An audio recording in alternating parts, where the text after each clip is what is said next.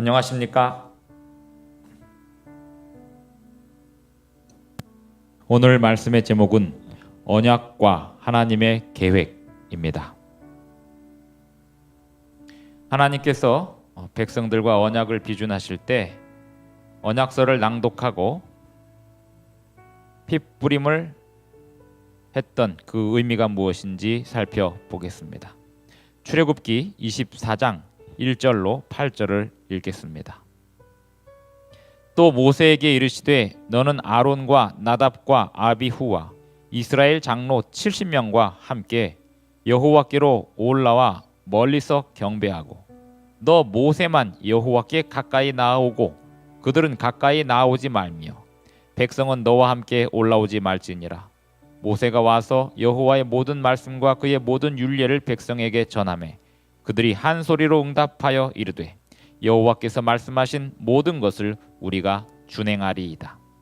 모세가 여호와의 모든 말씀을 기록하고 이른 아침에 일어나 산 아래에 제단을 쌓고 이스라엘 12지파대로 12기둥을 세우고 이스라엘 자손의 청년들을 보내어 여호와께 소로 번제와 화목제를 드리게 하고 모세가 피를 가지고 반은 여러 양푼에 담고 반은 제단에 뿌리고 언약서를 가져다가 백성에게 낭독하여 듣게 하니 그들이 이르되 여호와의 모든 말씀을 우리가 준행하리이다.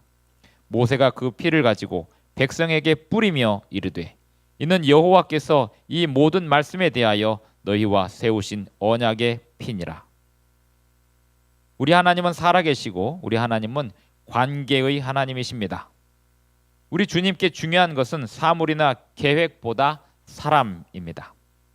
그러므로 하나님께서는 백성들을 가까이서 주목하시고 그 활동하시는 목적이 있는데 사람과 친밀한 관계를 세우시기 위함입니다. 결국 사랑이신 하나님께서는 관계에 집중하시는데 관계가 없이 어떻게 사랑이 있을 수 있을까요? 예수님은 말씀하시기를 내가 땅에서 들리면 모든 사람을 내게로 이끌겠노라 하셨습니다. 하나님은 우리의 윤리적 행동의 올바른 교리 또는 적절한 행동 체계뿐 아니라 무엇보다도 우리와의 친밀한 관계에 관심을 기울이십니다. 창조 시에 제정된 두 제도는 모두 관계에 관한 제도입니다. 첫 번째는 하나님과 수직적 관계를 보여주는 안식일이고 두 번째는 사람 사이의 수평적 제도를 보여주는 결혼 제도입니다. 시내산에서의 언약 비주는 하나님께서 당신의 백성을 소유하시기를 원하시는 그 특별한 관계를 강화하기 위함이었습니다. 그 의식에서 백성들은 두 번이나 외쳤는데 하나님이 요구하시는 모든 것에 순종하겠다고 외쳤습니다. 출애굽기 24장 3절에 보면 여호와께서 말씀하신 모든 것을 우리가 준행하리이다 라고 외칩니다. 하지만 그들이 그렇게 하는 말의 의미를 깨닫지 못하고 있었습니다. 그 의미는 그들이 자기들의 연약함과 불온전함과 능력의 부족을 아직 깨닫지 못하고 있다는 뜻입니다. 언약의 피를 백성들에게 뿌리는데 그 의미는 오직 그리스도의 공로로만이 이스라엘이 하나님의 지시를 따를 수 있게 된다는 뜻이었습니다. 우리는 우리의 연약한 특성과 깨지기 쉬움과 철저한 죄성을 인정하고 싶어 하지 않는 경향이 있습니다. 우리는 악으로 기우는 타고난 성향이 있습니다. 선을 행하기 위해서는 우리 밖의 외부에서 오는 도움을 받아야만 합니다. 도움은 오직 위로부터 내려옵니다. 하나님의 은혜의 능력에서 옵니다. 그분의 말씀과 성령님을 통해서 옵니다. 도움이 우리에게 내려옴에도 불구하고 여전히 악이 우리에게 더 쉽게 들러붙는 것을 우리는 바라보게 됩니다. 경험하게 됩니다. 그것이 하나님과의 친밀한 관계가 사람에게 매우 중요한 이유입니다. 시내산에서 그러했던 것처럼 지금도 여전히 하나님과의 친밀한 관계가 중요합니다. 교회 증언 8권 291쪽의 글을 봅니다. 죄 때문에 우리의 상태가 불가사의해졌으므로 우리를 회복시키는 능력은 초자연적이어야 한다. 그렇지 않으면 그것은 아무런 가치가 없다. 사람들의 마음에서 악의 세력을 깨뜨릴 수 있는 능력은 하나밖에 없다. 그것은 예수 그리스도 안에 있는 하나님의 능력이다. 십자가에 못 박히신 분의 피를 통해서만 죄에서 정결함을 받는다. 그분의 은혜만이 우리의 타락한 본성의 경향을 저항하고 굴복시킬 수 있게 한다. 출애굽기 24장 9절부터 18절을 보면 이스라엘 백성들이, 그리고 특별히 장로들이, 지도자들이 어떤 놀라운 경험을 하고 있습니다. 24장 9절부터 18절까지 보겠습니다. 모세와 아론과 나답과 아비후와 이스라엘 장로 70인이 올라가서 이스라엘의 하나님을 보니 그의 발 아래에는 청옥을 편듯하고 하늘같이 청명하더라. 하나님이 이스라엘 자손들의 존귀한 자들에게 손을 대지 아니하셨고 그들은 하나님을 뵙고 먹고 마셨더라. 여호와께서 모세에게 이르시되 너는 산에 올라 내게로 와서 거기 있으라. 내가 그들을 가르치도록 내가 율법과 계명을 친히 기록한 돌판을 내게 주리라. 모세가 그의 부하 여호수아와 함께 일어나 모세가 하나님의 산으로 올라가며 장로들에게 이르되 너희는 여기서 우리가 너희에게로 돌아오기까지 기다리라. 아론과 훌이 너희와 함께하리니 무릇 일이 있는 자는 그들에게로 나아갈지니라 하고, 모세가 산에 오르매 구름이 산을 가리며 여호와의 영광이 시내산 위에 머무르고 구름이 여세 동안 산을 가리더니 일곱째 날에 여호와께서 구름 가운데서 모세를 부르시니라. 산 위에 여호와의 영광이 이스라엘 자손의 눈에 맹렬한 불같이 보였고 모세는 구름 속으로 들어가서 산 위에 올랐으며 모세가 40일 40야를 산에 있으니라. 하나님과의 언약을 견고하게 회복한 후에 모세는 시내산을 다시 오릅니다. 이 등산의 초기에 모세는 혼자가 아니었습니다. 73명의 이스라엘 지도자들로 구성된 최고의 동료들이 함께했습니다. 장로들에게 최고의 경험이 되었습니다. 그들은 하나님의 현현을 보았고 성경 본문은 이 놀라운 상황을 2번이나 강조합니다. 장로들에게 이 경험은 함께 먹고 마시며 하나님과의 언약을 인치는 시간이기도 했습니다. 이것은 하나님께서 마련해 주신 연회였습니다. 장로들은 하나님께로부터 큰 영광을 받았습니다. 성경의 시대에 중동 지방에서, 그리고 오늘날 어떤 지역에서 사람들이 함께 식사를 한다는 것은 매우 큰 경험이고 영광스러운 경험이고 특권입니다. 용서와 깊은 결속 관계를 형성합니다. 서로 함께 있음을 의미하는데 문제와 위기의 때에도 같이 견디겠다는 것을 의미합니다. 함께 식사함으로 서로에게 말없이 약속하기를, 어느 한쪽에 문제가 생기면 다른 쪽이 와서 돕겠다는 의미가 됩니다. 그런 의미에서 식사 초대를 받는다는 것은 특별한 대우를 의미하는데 누구에게나 있는 그런 대우가 아니었습니다. 반면에 이런 초대를 거절함은 가장 큰 모욕 중에 하나가 되었습니다. 이러한 배경에서, 이러한 통찰을 할 때 신약 성경에서 예수님께서 죄인들과 함께 식사한다고 비난받았을 때의 상황은 우리를 더 잘 이해할 수 있게 도와줍니다.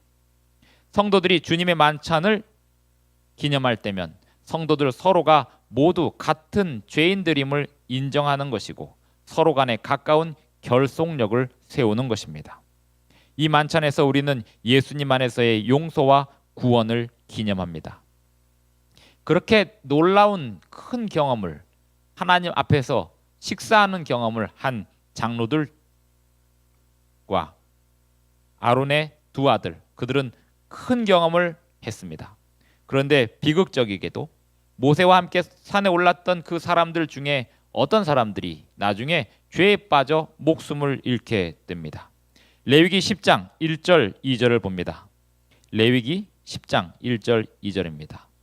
아론의 아들 나답과 아비후가 각기 향로를 가져다가 여호와께서 명령하시지 아니하신 다른 불을 담아 여호와 앞에 분향하였더니 불이 여호와 앞에서 나와 그들을 삼키매 그들이 여호와 앞에서 죽은지라. 9절을 보면 이들이 술을 마신 상태였음을 알 수 있습니다. 모세와 함께 산에 올라서 그렇게 놀라운 경험을 했던 사람임에도 불구하고 그 경험으로 그들은 변화되거나 회심하지 않았던 것입니다. 진리를 소유하고 거룩한 특권을 가졌어도 그것이 자동적으로 회개를 의미하는 게 아님을 보여주는 얼마나 강력한 교훈인지 모릅니다. 나답과 아비후가 했던 경험으로 그들은 나중에 저지른 그 비극적인 일을 하지 말았어야 하는 그러한 경험을 그들은 가지고 있었던 것입니다. 그들이 받은 빚이 큰 만큼 그들의 책임도 컸던 것입니다. 순종할 수 있는 능력은 어떻게 생겨나는 것일까요? 에스겔 36장 24절로 30절을 보면서 순종이 어떻게 일어나는지 보겠습니다. 에스겔 36장 24절로 30절입니다. 내가 너희를 여러 나라 가운데에서 인도하여 내고 여러 민족 가운데에서 모아 데리고 고국 땅에 들어가서 맑은 물을 너희에게 뿌려서 너희로 정결하게 하되 곧 너희 모든 더러운 것에서와 모든 우상 숭배에서 너희를 정결하게 할 것이며 또 새 영을 너희 속에 두고 새 마음을 너희에게 주되 너희 육신에서 굳은 마음을 제거하고 부드러운 마음을 줄 것이며 또 내 영을 너희 속에 두어 너희로 내 율례를 행하게 하리니 너희가 내 규례를 지켜 행할지라. 내가 너희 조상들에게 준 땅에서 너희가 거주하면서 내 백성이 되고 나는 너희 하나님이 되리라. 내가 너희를 모든 더러운 데에서 구원하고 곡식이 풍성하게 하여 기근이 너희에게 닥치지 아니하게 할 것이며 또 나무의 열매와 밭의 소산을 풍성하게 하여 너희가 다시는 기근의 욕을 여러 나라에게 당하지 아니하게 하리니. 이전에 출애굽할 때 이스라엘 백성들이 3번이나 열렬하게 선언하기를 하나님께 순종하겠노라고 했습니다. 출애굽기 19장 8절과 24장 3절 7절에 나옵니다. 성경은 우리 인간이 연약하고 깨지기 쉬운 죄인이라는 사실을 말하지만 순종은 중요합니다. 이 슬픈 사실은 고대 이스라엘을 통해서뿐 아니라 모든 하나님의 백성들의 역사에서도 드러났습니다. 그럼 어떻게 해서 하나님을 신실하게 순종하게 될까요? 좋은 소식은 하나님의 명령에서 찾을 수 있습니다.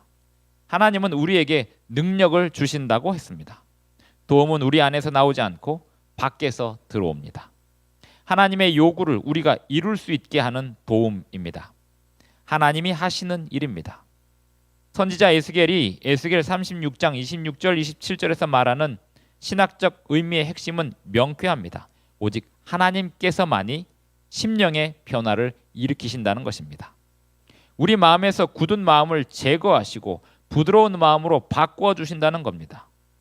여호수아가 그의 청중들에게 상기시킨 대로 우리는 여호와를 능히 섬기지 못하는 존재들입니다. 우리는 하나님께 순종하기로 결심해야 합니다. 그것이 우리 역할입니다. 우리는 매 순간 하나님께 순종하기로 선택해야 합니다. 우리 양심의 선택을 한다 해도 하나님을 섬기기를 성취할 능력이 우리에게 없기 때문입니다. 우리의 연약함을 하나님께 드리면 하나님께서 우리를 강하게 해주실 것입니다. 사도 바울은 말하기를 내가 약할 그때에 강함이라 했습니다. 에스겔 36장 24절로 30절에서 하나님을 주목해 보십시오. 하나님이 모으시고 정결케 하시고 제거하시고 주시고 두시고 주님의 율례를 행하게 하십니다. 하나님이 하시는 일이 사람으로 할 수 있게 하는 일입니다.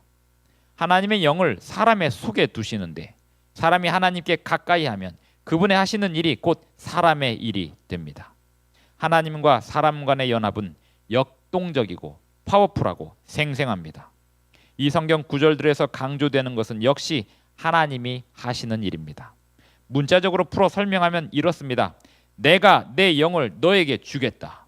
내가 너희로 내 율례대로 행하고 내 법을 지키게 하리니 너희가 행할 것이다. 하나님께서 사람에게 순종하도록 명령하시고 순종할 능력을 주십니다. 하나님이 백성들에게 요구하시는 것은 언제나 사람을 위한 도움이 됩니다. 순종은 하나님의 선물입니다. 우리의 행함이나 성취가 아닙니다. 칭의와 구원이 하나님의 선물인 것과 마찬가지입니다. 시대의 소망 24쪽을 봅니다. 그리스도께서는 당신의 인성과 접촉하시고 당신의 신성으로는 하나님의 보좌를 굳게 붙드셨다. 그는 인자로서 우리에게 순종의 모본을 주시고 하나님의 아들로서 순종할 능력을 우리에게 주신다. 우리와 함께 계시는 하나님은 우리를 죄에서 구원하는 보증이 되시고 하늘의 법칙을 순종할 수 있게 하는 능력의 보증이 되신다. 하나님께서는 그 백성들을 여러 가지 방법으로 가르치십니다. 그 중에 하나가 성소였습니다. 성소의 모든 사역은 예수님을 가리킵니다. 구원의 계획을 가르치는 실물 교훈이었습니다. 성소 제도가 알려진 지 수세기 후에 예수님을 통해서 그 모든 교훈이 확실하게 드러나게 되었습니다. 출애굽기 25장 1절로 9절을 보면서 어떤 중요한 실제적인 그리고 신학적인 교훈이 드러나는지 보겠습니다. 25장 1절입니다. 여호와께서 모세에게 말씀하여 이르시되 이스라엘 자손에게 명령하여 내게 예물을 가져오라 하고 기쁜 마음으로 내는 자가 내게 바치는 모든 것을 너희는 받을지니라. 너희가 그들에게서 받을 예물은 이러하니 금과 은과 놋과 청색 자색 홍색 실과 가는 배 실과 염소 털과 붉은 물들인 순양의 가죽과 해달의 가죽과 조각목과 등유와 관유에 드는 향료와 분향할 향을 만들 향품과 호마노며 에봇과 흉패에 물릴 보석이니라. 내가 그들 중에 거할 성소를 그들이 나를 위하여 짓되 무릇 내가 내게 보이는 모양대로 장막을 짓고 기구들도 그 모양을 따라 지을지니라. 하나님이 이스라엘 백성들을 이끌고 계시고 그들에게 가까이 하셨음에도 불구하고 모세에게 성소를 짓도록 하셨습니다. 하나님은 이스라엘 백성들에게 분명하게 보여주기를 바라셨던 겁니다. 하나님이 그들과 참으로 함께 하고 계심을 보여주시기 원하신 것입니다. 이스라엘 백성들이 여러 차례 잘못을 범했지만 하나님은 그들을 버리지 않으셨습니다. 그들에게 다시 하늘의 은총이 회복된 후 그들은 하나님의 명령을 받았고 성소를 짓는 과정이 시작됩니다. 성경은 분명히 말하기를 하나님은 사람이 지은 성전에 거하시지 않는다고 했습니다. 왜냐하면 하나님은 하늘 성소보다도 크신 분이시기 때문입니다. 하늘이 하나님을 담을 수 없기 때문입니다. 아테네의 아레오바고에서 사도 바울은 이렇게 말합니다. 우주와 그 가운데 있는 만물을 지으신 하나님께서는 천지의 주제시니 손으로 지은 전에 계시지 아니하시고, 그리고 솔로몬도 이렇게 말했습니다. 하나님이 참으로 땅에 거하시리이까 하늘과 하늘들의 하늘이라도 주를 용납하지 못하겠거든 하물며 내가 건축한 이 성전이오리이까. 성소는 하나님께서 그분의 존재를 백성들에게 나타내실 곳이었습니다. 이스라엘 백성들은 성소 건축을 위해 자원하는 예물을 가져와야 했습니다. 귀하고 값비싼 헌물을 드려야 했습니다. 금, 은, 동, 시띠나무 그리고 다양한 실들, 향료와 향품을 가져와야 했습니다.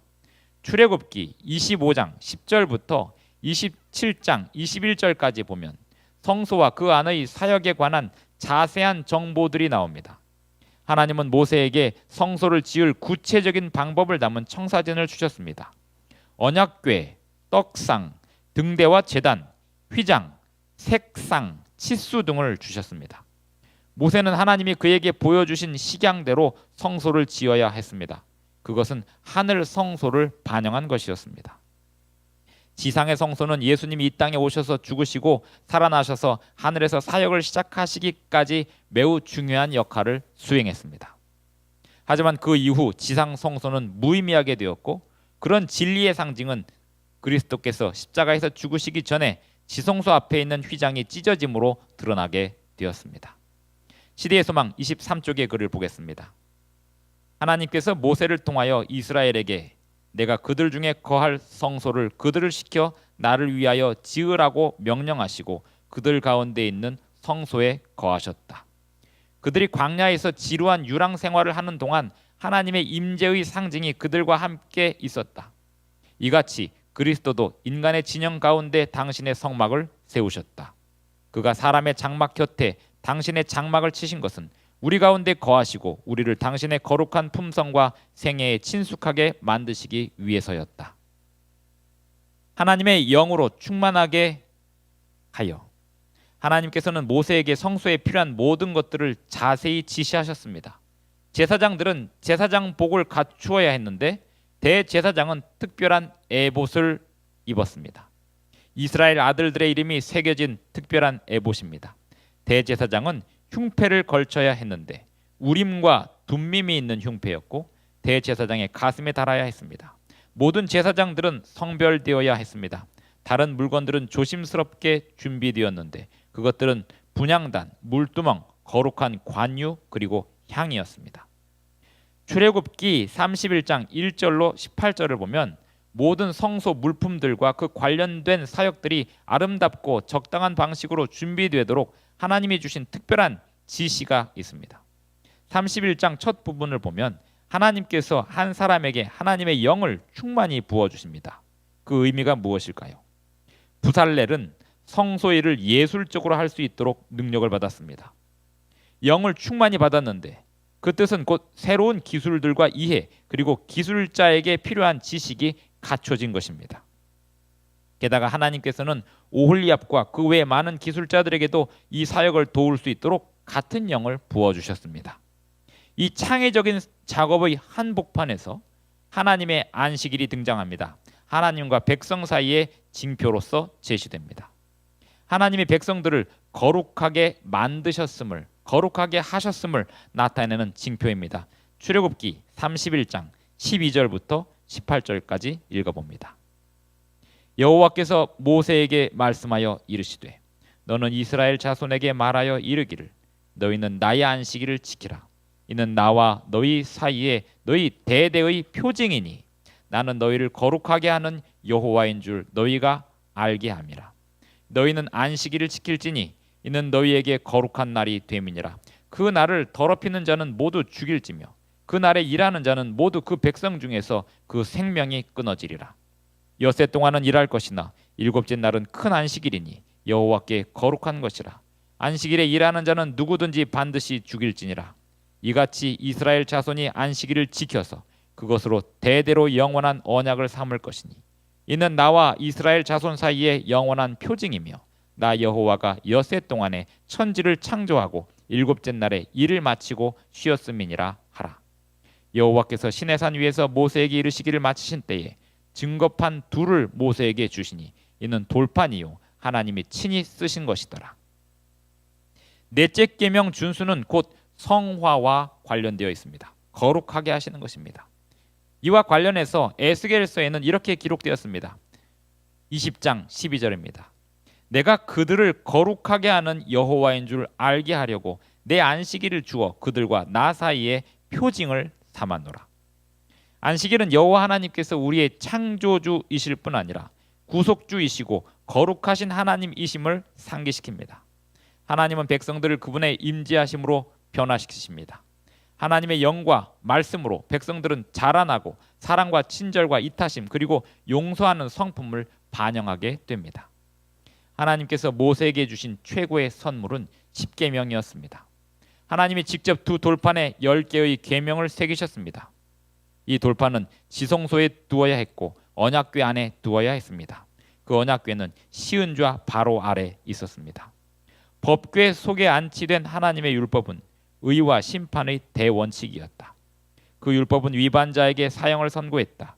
그러나 그 율법 위에 속죄소가 있었고 그 위에는 하나님의 임재가 나타났으며 거기로부터 속죄의 공로로 말미암아 회개한 죄인에게 사유하심이 허락되었다. 이와 같이 성소의 봉사로 상징된 우리의 구속을 위한 그리스도의 사업 가운데 긍휼과 진리가 같이 만나고 의와 화평이 서로 입맞추었다. 하나님은 당신의 백성들에게 언약을 주시고 당신의 백성들을 구원하시는 계획을 펼쳐 보이셨습니다. 그 계획의 한가운데 안식일 계명이 있습니다. 이 안식일 계명은 하나님께서 당신의 백성들을 거룩하게 하시겠다는 약속을 담고 있습니다. 우리는 하나님 안에서 거룩한 백성들로 구별되어야 하겠습니다. 주님의 계명에 순종하는 백성들로서 세상에 빛이 되어야 하겠습니다. 기도하시겠습니다. 하늘에 계신 우리 아버지, 오늘도 우리에게 말씀을 주시고 삶에서 이루어야 할 목표를 주시니 감사합니다.